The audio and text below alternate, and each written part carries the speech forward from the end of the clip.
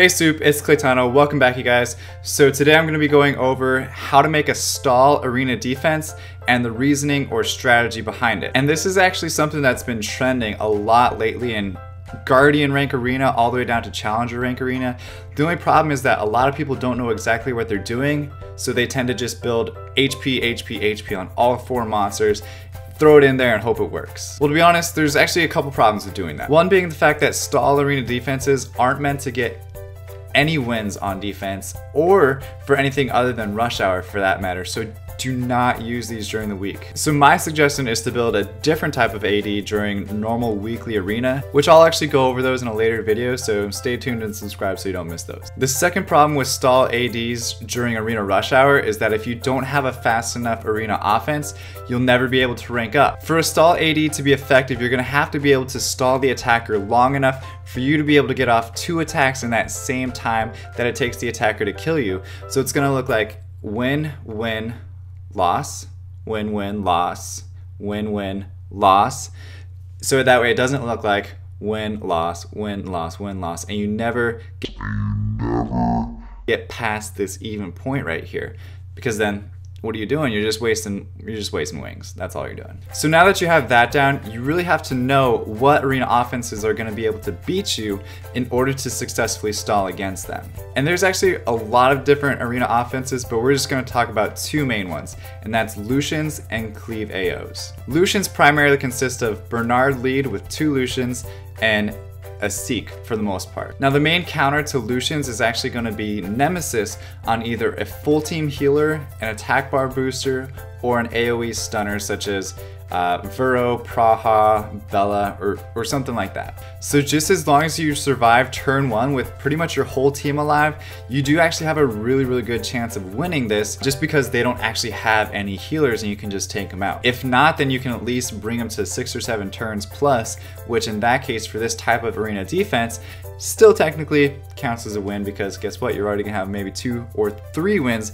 against the other enemies during that time frame. Now to counter the Cleave AOs, which typically consists of all 4 monsters being on will with 2 nukers, 1 defense breaker such as Galleon or Lure, and then a stripper just to make sure everybody's happy, I mean, right? You actually need a stripper on your team that's fast enough to go first, but then again still tanky, so that way it doesn't die to Lucians, because remember guys, we have to make sure that we're countering both arena offenses at the same time. And don't forget guys, a stripper is useless without someone coming behind her.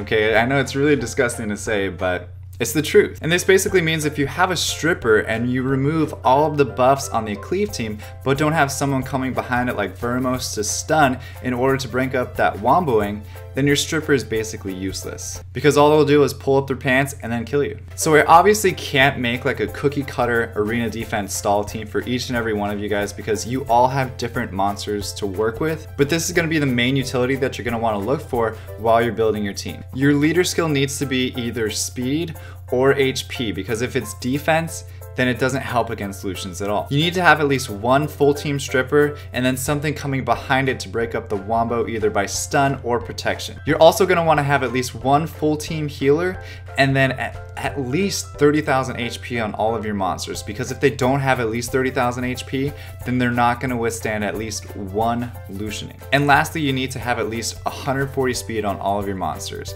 Now some monsters do make an exception to it, because like Rena, she doesn't need any speed at all, but for the most part, for your healers and everything else, you're gonna want to have that speed, otherwise they're just gonna be sitting ducks and they're never gonna get their skills off. And a couple optional things that you can have that can just boost you even further would be something like a damage reduction skill like Darian, Diaz, or Molly even. An attack bar booster like Bella or even Orion could work at times as well. And lastly, a wall monster like Camila or Rena, where it's just a pain in the you-know-what to kill these people. Even just by having your full team going against them, they can still sit there and take you a while to kill no matter what. So thank you guys so much for watching. I really hope this helps you in creating your very own stall arena defense team for Rush Hour. And don't forget to subscribe so you don't miss my in-depth look at other successful types of arena defenses. But for now guys, stay soupy, don't be a potato, and I'll see you next time. Bye-bye. So thank you guys so much for watching. If you like this video, please like and subscribe so you don't miss the next one. If you want to see my previous video, you can click on the link or visit me on Facebook, Twitch, Instagram, and Twitter. Also, I just started making t-shirts, so check out my website at www.claytano.com to see all of my gamer-inspired apparel.